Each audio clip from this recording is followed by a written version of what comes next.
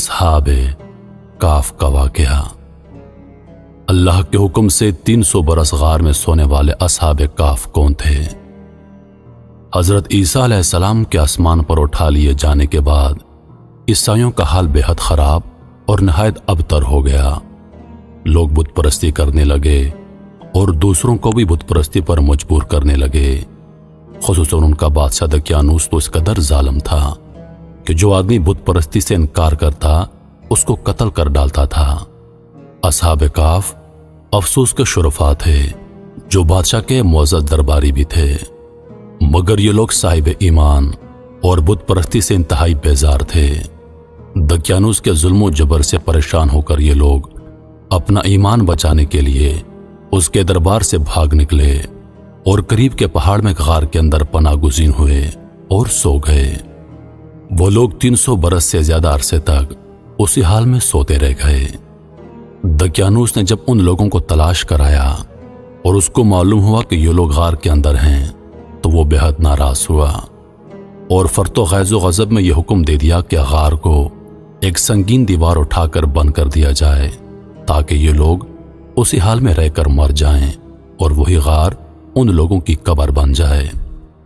مگر دقیانوس نے جس آدمی کے سپرد یہ کام کیا تھا وہ بے حد نیک دل اور صاحب ایمان آدمی تھا۔ اس نے اصحاب کاف کے نام کی تعداد اور ان کا پورا واقعہ ایک تختی پر لکھ کر تانبے کے صندوق کے اندر رکھ کر دیوار کی بنیاد میں رکھوا دیا اور اسی طرح کی ایک تختی شاہی خزانے میں محفوظ کرا دی۔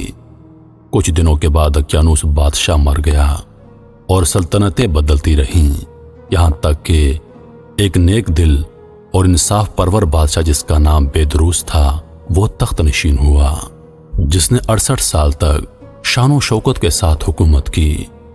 اس کے دور میں مذہبی فرقہ بندی شروع ہو گئی اور بعض لوگ مرنے کے بعد اٹھنے اور قیامت کا انکار کرنے لگے۔ قوم کا یہ حال دیکھ کر بادشاہ رنج و غم میں ڈوب گیا اور وہ تنہائی میں ایک مکان کے اندر بند ہو کر خداوند قدوس عز و جل کے دربار میں نہایت بے قراری کے ساتھ گریہ و وزاری کر کے دعائیں مانگنے لگا کہ یا اللہ کوئی ایسی نشانی ظاہر فرما دے تاکہ لوگوں کو مرنے کے بعد زندہ ہو کر اٹھنے اور قیامت کا یقین ہو جائے۔ بادشاہ کی یہ دعا مقبول ہو گئی اور اچانک بکریوں کے ایک چرواہے نے اپنی بکریوں کو ٹھہرانے کے لیے اسی غار کو منتخب کیا اور دیوار کو گرا دیا۔ دیوار گرتے ہی لوگوں پر ایسی ہیبت اور دہشت سوار ہو گئی کہ دیوار گرانے والے خوف کے مارے وہاں سے بھاگ گئے اور اصحاب کاف اللہ کے حکم سے اپنی نیند سے بیدار ہو کر اٹھ بیٹھے اور ایک دوسرے سے سلام و کلام میں مشغول ہو گئے اور عبادت کر لی۔ جب ان لوگوں کو بھوک لگی تو ان لوگوں نے اپنے ایک ساتھی یملیخا سے کہا کہ تم بازار جا کر کچھ کھانا لاؤ اور نہایت خاموشی سے یہ کام معلوم کرو کہ دقیانوس ہم لوگوں کے بارے میں کیا جانتا ہے۔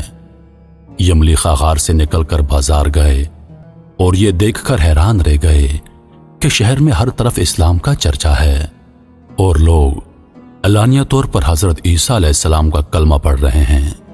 یملیخا یہ منظر دیکھ کر حیران ہو گیا کہ الہی یہ کیا ماجرا ہے، اس شہر میں تو ایمان اور اسلام کا نام لینا بھی جرم تھا، آج یہ انقلاب کہاں سے اور کیوں کرا گیا؟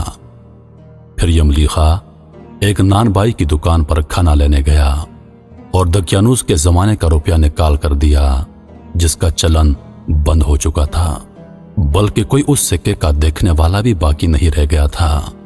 دکاندار کو شک ہوا کہ شاید اس آدمی کو کوئی پرانا خزانہ مل گیا ہے، چنانچہ دکاندار نے ان کو حکام کے سپرد کر دیا اور حکام نے ان سے خزانے کے بارے میں پوچھ گچھ کی۔ چنانچہ دکاندار نے ان کو حکام کے حوالے کر دیا۔ حکام نے ان سے خزانے کے بارے میں پوچھ گچھ شروع کر دی اور کہا بتاؤ خزانہ کہاں ہے؟ یملیخا نے کہا کوئی خزانہ نہیں، یہ ہمارا روپیہ ہے۔ حکام نے کہا ہم کس طرح مان لیں کہ یہ روپیہ تمہارا ہے؟ یہ سکہ تو 300 برس پرانا ہے اور صدیاں گزر گئی ہیں کہ اس سکے کا چلنا بند ہو گیا ہے اور تم ابھی جوان ہو، لہذا صاف صاف بتاؤ کہ مسئلہ کیا ہے۔ یہ سن کر یملیخا نے کہا کہ تم لوگ یہ بتاؤ کہ दकियानूस बादशाह का क्या हाल है। हुकाम ने कहा, आज रोई जमीन पर उस नाम का कोई बादशाह नहीं है।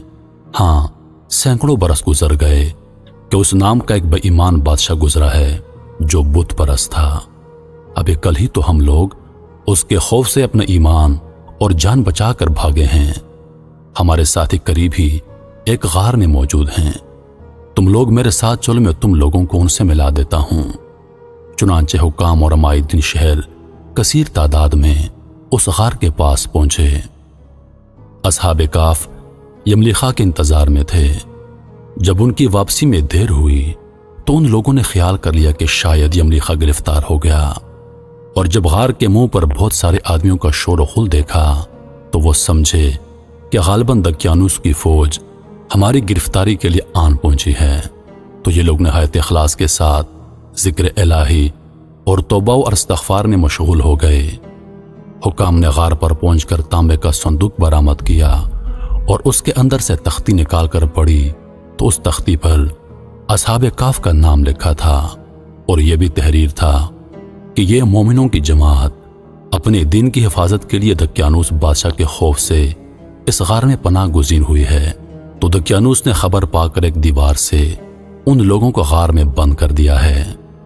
हम यह हाल इसलिए लिखते हैं कि जब कभी यह गार खुले तो लोग असहाबे काफ के हाल पर मुतला हो जाएं।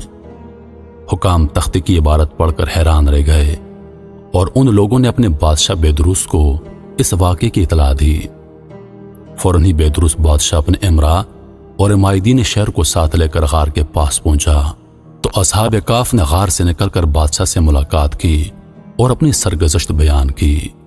बेदरूस बादशाह सजदे में गिरकर खुदावंद कद्दूस का शुक्र अदा करने लगा कि मेरी दुआ कबूल हो गई, और अल्लाह ताला ने ऐसी निशानी जाहिर कर दी जिससे मौत के बाद जिंदा होकर उठने का हर आदमी को यकीन हो गया।